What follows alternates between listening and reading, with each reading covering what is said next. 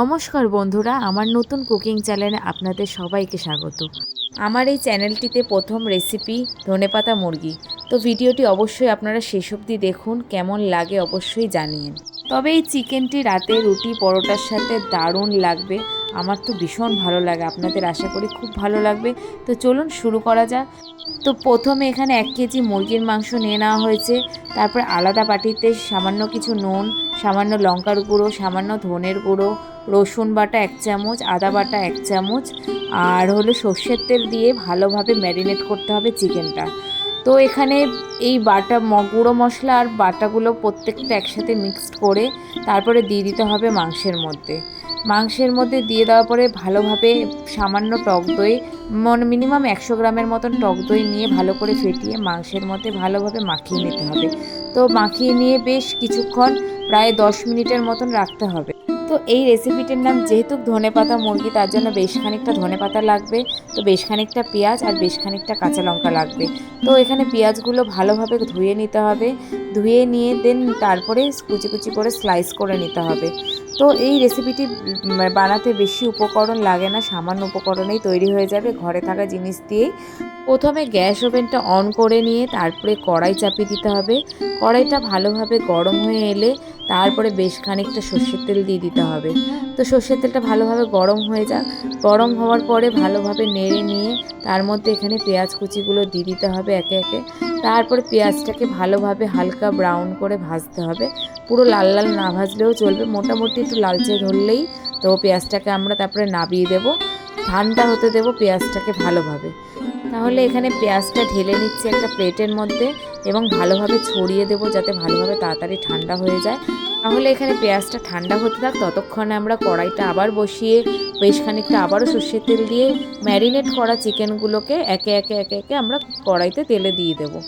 তো বাটিতে লেগে থাকা সব মশলা একবারে চিকেনের সাথে দিয়ে দেব, দিয়ে হাই ফ্লেমে 5 মিনিট ভালোভাবে নাড়তে হবে। তারপরে আমরা আঁচটাকে কমিয়ে ঢেকে কিছুক্ষণের জন্য রেখে দেবো, মিনিমাম 10 মিনিটের জন্য। ততক্ষণে আমরা ভাজা পেঁয়াজ, বেশ খানিকটা কাঁচা লঙ্কা পেস্ট করে নেব। ভাজা পেঁয়াজ এখানে কেন দিচ্ছি, যেহেতু খেতেও ভালো হবে, ইনফ্যাক্ট কাঁচা পেঁয়াজের মতো অনেকক্ষণ কষাতেও হবে না, টাইমটাও কম লাগবে। তারপরে কড়াইয়ের ঢাকনা খুলে আঁচটা সামান্য একটু বাড়িয়ে দিয়ে ভালোভাবে চিকেনটা আরেকবার নেড়ে নিতে হবে। তোমরা দেখতেই পাচ্ছ চিকেন থেকে অনেকটা জল ছেড়ে দিয়েছে। তারপরে পেঁয়াজ ভাজা আর কাঁচা লঙ্কা পেস্টটা আমরা দিয়ে দেবো, দিয়ে আবারও ভালোভাবে নাড়তে হবে, এতে করে মাংসটাও ভালোভাবে সেদ্ধ হয়ে যায় আর মশলাটাও কষে যায়। তারপরে আবার 10 থেকে 15 মিনিটের জন্য ঢেকে রাখবো আঁচটাকে কম করে দিয়ে। তো আমরা যেই বাটিটাতে মাংস ম্যারিনেট করে রেখেছিলাম সেই বাটিটা একবার জল দিয়ে ধুয়ে নিয়ে তো মিক্সির জারের মধ্যে ঢেলে একবার ঝাঁকিয়ে নেব, যাতে এই পরবর্তী কাজে আমরা জলটা ইউজ করতে পারি। তো এবার ঢাকনা খুলে নিয়ে ভালোভাবে নাড়তে হবে হালকা হাতে। দেখতেই পাচ্ছ এখানে মাংসটা 50% সেদ্ধ হয়ে গেছে আর এখানে বেশ খানিকটা তেলও ছেড়ে দিয়েছে। তারপরে এবার ধনে পাতাটাকে নিয়ে ভালোভাবে কুচি কুচি করে কেটে নিয়ে ভালোভাবে পরিষ্কার জলে ধুয়ে নিয়ে তো ধনে পাতাটাকে একবার আমরা পেস্ট করে নেব ভালোভাবে। ও আচ্ছা আচ্ছা, তোমাদের একটা কথা বলতে ভুলে গেছি আমি। তো এখানে কাঁচা লঙ্কাটা একটু বেশ খানিকটা পরিমাণেই লাগবে, তো যেহেতু এটা একটু স্পাইসি হবে। তো তারপর আমরা এখানে ঢাকনা খুলে নিয়ে তো যেই জলটা আমরা রেখেছিলাম ম্যারিনেট করা সেটা আমরা দিয়ে দিয়েছি, দিয়ে আঁচটাকে বাড়িয়ে নিয়েছি, নিয়ে ভালোভাবে নাড়তে হবে। তো দেখতে পাচ্ছ এখানে ভালোভাবে তেল ছেড়েও গেছে, মশলাও কষে গেছে। তারপরে যে ধনেপাতা বাটাটা রেখেছিলাম সেটা দিয়ে দিয়েছি। তো এখানে ধনেপাতাটাও বেশ অনেকটাই লাগবে, যেহেতু এখানে ধনেপাতা মুরগি হচ্ছে। তো ভালোভাবে নেড়ে নিয়ে ভালোভাবে আবার আঁচ সিম করে কিছুক্ষণের জন্য আবার কষতে দেওয়া হবে, প্রায় 10 থেকে 15 মিনিটের মতো। তারপরে এখানে ঢাকনা খুলে আবারও ভালোভাবে নেড়ে দিতে হবে।